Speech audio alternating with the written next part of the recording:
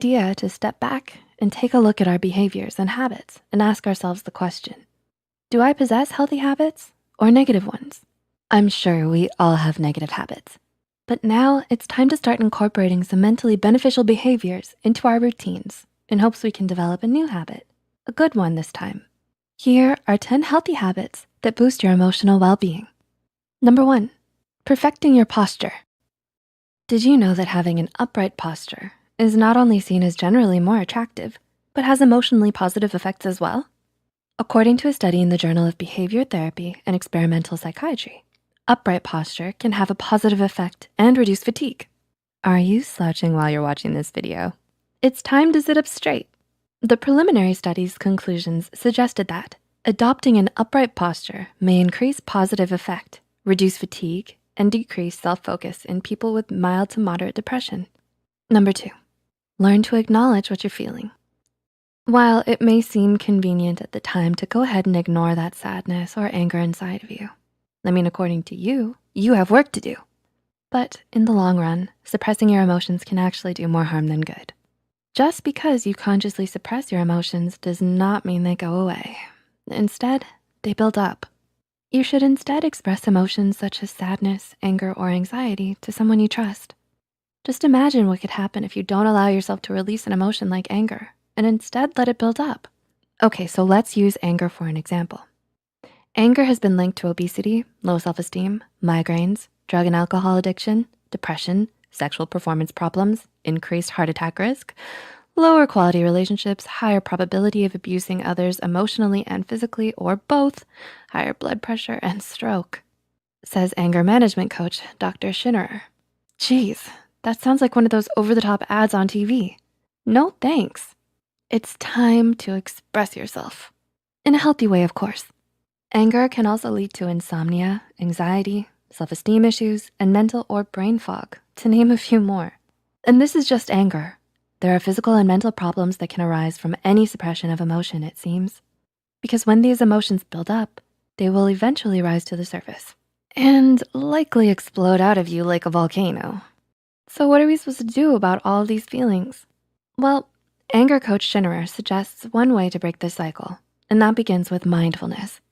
One way to do this, he says, is by becoming more aware of when you're angry in the present moment, then looking at the emotion in a non-judgmental and curious way.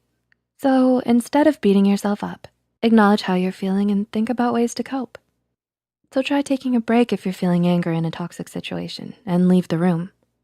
Pretend your favorite pizza dish has just arrived and you need to pause your game. That is the treacherous game of anger, level 5, volcano eruption of fury. Hey, I'm giving visuals here. Remember, this is just anger, but you can do this with all of your emotions. We can't always control what we feel, but we can control what actions we take once we're triggered. Feel your emotion at the moment, acknowledge it, express it in a calm way, then let the emotion flow out of you, like an ocean breeze in the midsummer air. Yep, visuals help release your emotions in a healthy way, a cathartic way. Number 3, get enough sleep. It's time you got your daily Z's, or should I say nightly Z's. It's time you got your nightly Z's, my fellow Psych2Goers. I know you've been slacking. What time are you watching this video? 10 a.m., 2 p.m.? Don't say 3 a.m., don't say 3 a.m. It's 3 a.m., isn't it? The truth of it all is sleep is vital to your mental health and emotional well-being. Sleep helps repair and renew all of the cells in our bodies. Every time we lay down on that pillow and go to our blissful dreams, we wash away any toxins that can build up throughout our day. With enough sleep, we can have quicker reflexes, more mental clarity, and simply feel better. So if you're watching this way past your bedtime, it's time to sleep after this video. Number 4, exercise regularly. Life can get hectic and busy, but that doesn't mean we should neglect our health. The benefits of exercise can start to present themselves if we fit in enough regular exercise each month. Our bodies release specific endorphins that relieve stress and boost our mood when we exercise. So it can be a valuable tool when you're feeling anxious or depressed. I know, it can feel difficult to even get out of bed when we're feeling sad or anxious about our day. But if you can find the will to push yourself, even literally just out of bed, that's a great step forward towards feeling better. Next is pushing yourself onto that workout bike of yours downstairs or your yoga mat. Number 5, make socialization part of your routine. When we're distracted or busy, we can forget to socialize with the ones we love. Whether we have friends or not, it's best to get out there and practice a bit of socialization. According to the National Institute of Health, social connections might help protect health and lengthen life. Scientists are finding that our links to others can have powerful effects on our health, both emotionally and physically. So maybe volunteer at an organization you're passionate about. Call up your mom or long-lost friend. Join a community with individuals like you. You can even leave a comment below and socialize with fellow Psych2Goers. We're here to listen. Whatever you do, it's best to open up and express how you feel to someone, Psych2Goers included. Number 6, think before you act. Oh boy, how many of us have jumped up and blurted out the first thing we think of in excitement? Like that time my friend was telling me about the loss of her goldfish crackers and I blurted out, "Crackers? The cheesy one?" Just me? Yeah, she didn't have any crackers. I mean, not the snack at least. Let's not get them confused again. The thing is, we can act before we think. When we first need to calm down our strong emotions before taking action.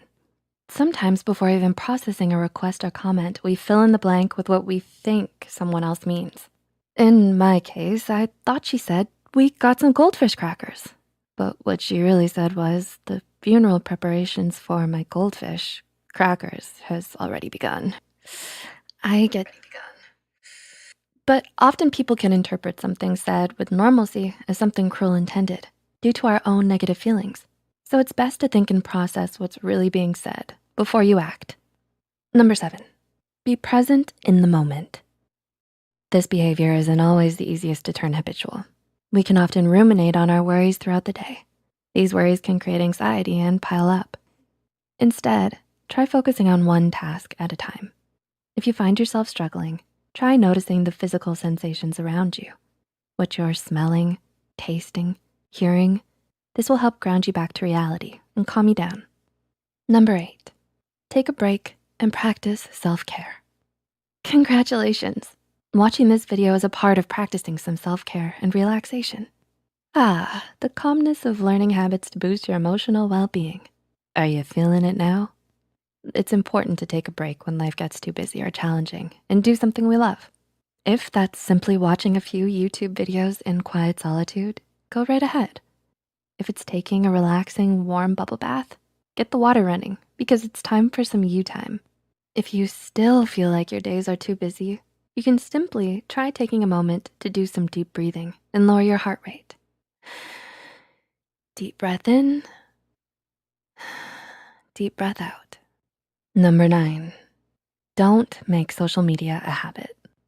As much as you like mindlessly scrolling and pressing the heart button on your friends' social media posts and posting photos of your food, stop it, you're making me hungry, and posting relatable memes all day, well, that one is pretty fun. But as much as you like spending your undue time on social media, it isn't always great for your mental health. I mean, think about it. You're hunched over and cramped, staring at a little tiny screen. Straight posture, everyone. Straight posture. And not only that, but people often find themselves comparing themselves to photoshopped influencers with unrealistic lives. Plus, too much of one thing can tend to be bad and unproductive in this case. So it's best to not make social media a habit. Use it sparingly to post and browse memes every now and then. And I suppose with the memes, a good laugh never hurt anybody. Uh-oh, old habits die hard. Number 10, eat healthy. I know, I can't help it either sometimes. Sometimes I simply want a snack on, well, don't mention crackers. It's best to move on. But a healthy diet not only helps your brain, but your body as well. So take it easy on the snack food for now. And instead, recognize those delicious leafy greens and bright colored fruits will only add to your good mood. You can start by trying to include foods rich in omega-3 polyunsaturated fatty acids. Research has shown that these nutrients restore structural integrity to the brain cells necessary for cognitive function. And it can boost your mood. These nutrients are commonly found in nuts, flaxseed, and fish. Uh-oh, did somebody say fish? Do you mean goldfish? Speaking of fish, I'll be right back. Thanks for watching and learning more about mental health and psychology, Psych2Goers. Which habits will you enact? And which bad habits are you guilty of? Let us know in the comments.